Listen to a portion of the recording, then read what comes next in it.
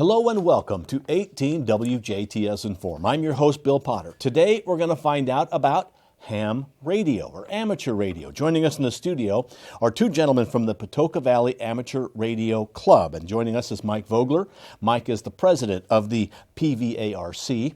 And also joining us is Rick Hockett. And Rick is the program director for the PVARC.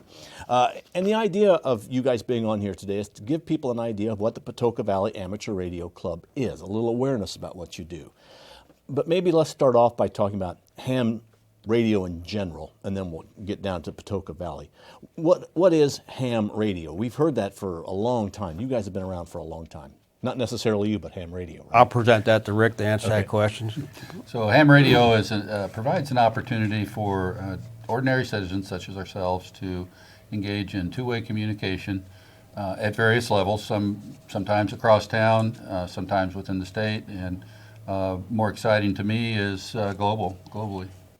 So you're talking to somebody maybe from Spain. Last night I was, interestingly enough, was talking to a guy in Pitcairn Island in the South Pacific. So that's about as good as it gets. Okay, then we can bring that down to a local level. You represent the Patoka Valley Amateur Radio Club. If you'd talk about that.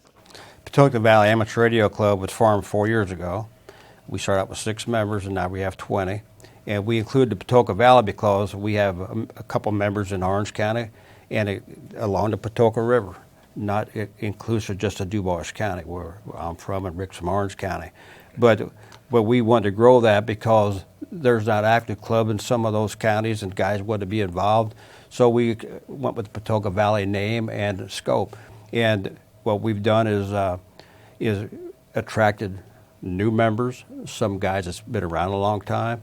So we have a combination of that. But our thing is we want to grow the club and make the public more interested in ham radio. There's probably folks out there today that I've always been interested in this but never knew what to do. Well, we're a source for that. We go all the way up to the national level with our club affiliation, and we give excellent presentations monthly on ham radio. So just like Rick and I did years ago, we had an interest in it, and it's peaking. It's peaked, and there's folks out there today from the youngest kids where I started out at. What's about that mystery of ham radio? Up to today, they may not have the wherewithal to who to contact, but we are available for that, and we'd be interested in talking to you. And you guys are certified, or are you associated with a national organization? Yes, we're the Patoka Valley Amateur Radio Club is affiliated with the American Radio Relay League, which is the overarching organization in the United States. What is, for someone watching, well, what's ham radio compared to radio I listen to like WBDC or CB radios? What's the difference? How can you help people understand that? So in the first example with a broadcast station, the broadcast station is presenting information to a large audience, and the audience doesn't get an opportunity to respond via their own radio, where typically a ham radio setup is a two-way communication with interaction between the two parties involved. CBs are not licensed anymore, so you can go to Walmart and buy a CB and get on the air the same day. You're not going to be able to talk to Pitcairn Island or Australia that way. The range is more limited. It's limited to a very narrow frequency band, whereas the ham radio operators have different bands all through the frequency spectrum. If I may add to that, Bill, in your industry, you have the AM and FM band, okay? In our hobby, we have about 15 bands we can operate on, okay, depending on your class of license. Rick and I are at the upper level where we can talk on any frequency in the ham radio spectrum around the world, okay? Talk about Pitcairn Island yesterday or last night. Last summer, I was listening to guys talking. They were Apollo 11 scientists. So I interjected in that conversation. There was a procedure for doing that. And we had a great roundtable. I was talking to 2 NASA rocket scientists. Okay, so it's a multifaceted hobby. It's fascinating. So we have 15 bands, and your industry's got 2 bands. Now you are. It's a great hobby, and you do this for pleasure, but you also serve a purpose in the case of emergencies. That's right.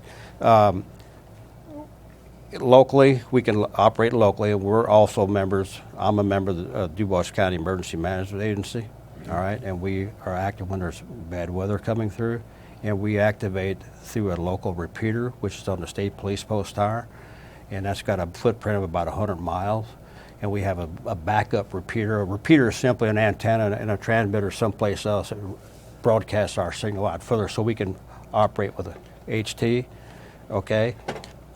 So we do that for weather, and on a bigger scale, if we're called in to help with backup communications, we can do that because most of our stuff is self-support. We don't need electrical power. We got battery or solar sources to operate off of. Because your units, basically, you've got them with you, or they're in your home, in your basement, in a special room, up in the attic. Depends on where you. And our vehicles. Okay, but not just anybody can do that. You need to be licensed, correct? Now you guys are pretty high up in your license. How does that start? How does that work? Rick, you want to elaborate on the classes? Sure. The first class, Bill, is the technician class. Most people probably study for a couple of months and take an exam. The exams are proctored by local hams. Mike and I both do that. We have testing sessions occasionally, which is authorized by the FCC. Passing the test, then you are granted somewhat limited operating privileges on frequencies that are typically short range. That's how most people go after it. And most people then upgrade fairly quickly to the general class, the intermediate license, which greatly expands the frequencies that we can use. And you start to get into the study of antennas and radio wave propagation, that sort of thing, and quickly learn that with the general class license, you expand the capability into almost a global situation.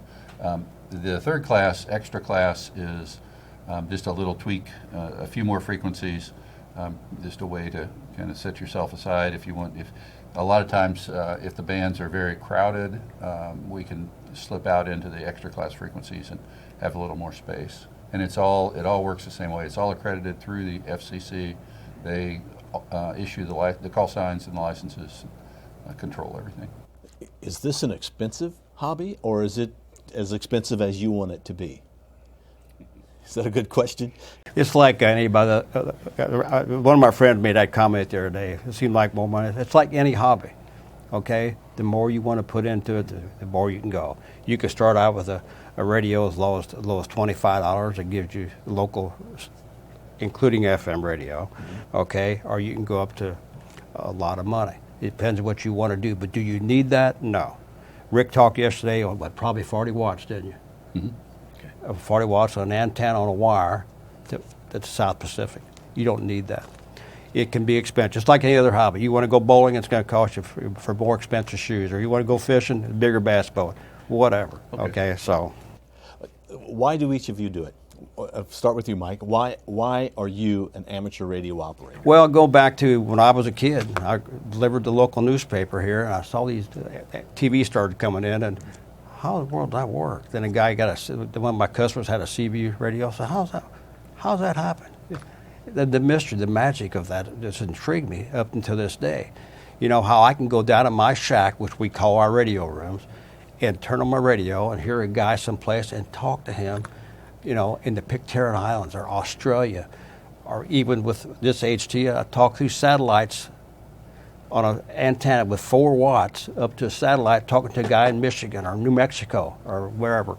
So that magic of that is it just intrigued me, and I finally retired and have more time to devote to it and increase it. It's a hobby that anybody can do, if you know, and especially as you getting older, you know, you can operate this thing from your desk, or whatever. So. And Rick, how about you? Mike kind of said it all. I started in junior high school, 1969. I was first licensed. It was a magical thing then. We had no internet, so we had a newspaper. We had a few magazines every month, but it was really a way to talk to other people and get a whole different perspective on the world. And one of the reasons for you to do this show with me is you want people to get involved. You want people to think about this as a hobby, young or old, I guess. If somebody is interested, what do? Do you have a website? Do they call you? We have, you could use my personal email address if I'm allowed to give that. Yes. It's mvogler1, that's M-V-O-G-L-E-R, the number 1, at frontier.com. My cell phone is 812-632-0722, or we're on Facebook. Patoka Valley Amateur Radio Club, we're on Facebook. Rick? I think that Yeah. covers it, yeah. And probably a lot of times for people just finding you on Facebook, they can go from there. And do they look at Patoka Valley Amateur Radio? Yes. Yes. If I may add, we do have a monthly meeting. It's at a local establishment out across on South Warrenton Road. Okay? Can I? Sure, yes. It's at Yes, McAdoo's, yes. McAdoo's the second Tuesday of the month. We usually meet earlier, around 6 o'clock to eat if you want to do that. At 7 o'clock prompt, we start the meeting. We have our business session. Rick usually gives a presentation on technical aspects of the hobby, and we're usually out there by 8:30. Yeah, and everybody's welcome. Everybody's welcome. Well, gentlemen, thank you for coming in and talking about Patoka Valley Amateur Radio. If you are interested, contact one of these two gentlemen, Rick Hockett, or also contact Mike Vogler and find out more about the Patoka Valley Amateur Radio Club. And gentlemen, I know it's a hobby, but thank you for the service that you provide in the background that a lot of times people don't know you're doing. Okay. All right, thank you, and thank you for watching WJTS. We're local people watching local people.